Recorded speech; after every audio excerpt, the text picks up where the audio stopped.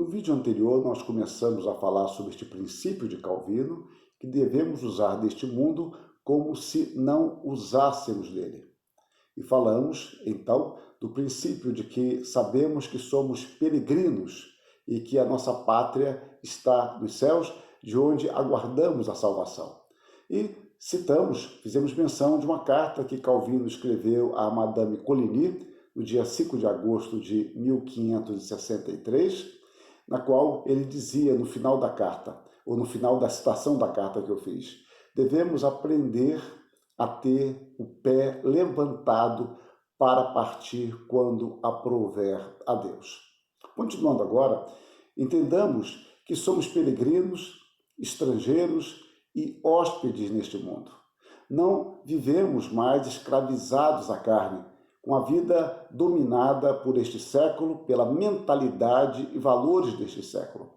Paulo instrui aos colossenses a que busquem as coisas lá do alto. Ele diz, pensai nas coisas lá do alto, busque as coisas lá do alto, porque nós estamos assentados com o Senhor lá no alto. É uma expressão que ele emprega para falar da nova condição que temos em Cristo, que nos fez assentar nos lugares celestiais.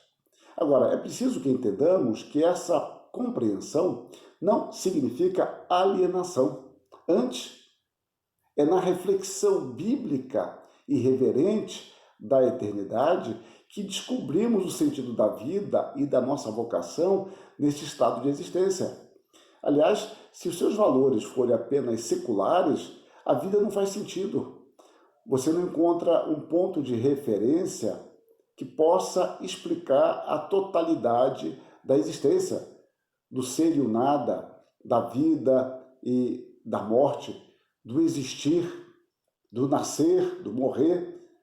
Nós não encontramos nos valores materiais sentido para estas coisas. Podemos conhecer bastante as ideias, podemos até entender como funciona a vida, como funciona a morte, podemos falar biologicamente disso, podemos discutir filosoficamente, mas nós não teremos um sentido, um elemento unificador. Portanto, a visão de nossa esperança, já concretizada em Cristo, aguardada por nós pela fé, não nos aliena da realidade. Pelo contrário, ela confere sentido a esta realidade, porque nos dá uma dimensão mais abrangente do sentido da vida. Calvino, como mais tarde os puritanos, era apaixonado pela consideração da vida eterna, pela certeza de participar da glória de Deus na eternidade. Quanto ao anelo, ao desejo intenso pela eternidade, o reformador orou: Deus Todo-Poderoso, já que nossas vidas não passam de um momento, um mero nada e uma névoa, permite que aprendamos a lançar todos os nossos cuidados sobre Ti e de tal maneira dependermos do Senhor que não duvidemos de que, quando for para o nosso bem, o Senhor será nosso libertador de todos os perigos que nos ameacem. Então, que também aprendamos a desprezar e ser indiferentes em relação às nossas vidas, especialmente em prol do testemunho de Tua glória, para que estejamos prontos a partir assim que o Senhor nos chamar deste mundo, e que a esperança da vida eterna esteja tão arraigada em nossos corações que possamos voluntariamente deixar o mundo e aspirar com toda a nossa mente a bendita eternidade, a qual Tu testificas por meio do Evangelho, a qual está preparada para nós nos céus, e a qual Teu ungido Filho conquistou para nós pelo Seu próprio sangue. Amém. Uma oração belíssima, que reflete, então, o desejo de partir quando for o tempo determinado por Deus e que Deus nos prepare para isso. Ele também escreveu: a glória de Deus deve ser-nos mais preciosa do que centenas de vidas. Não podemos ser testemunhas do Senhor se não pusermos de lado todo o nosso anseio pela vida. pelo menos até onde pudermos pôr a glória de Deus em primeiro lugar.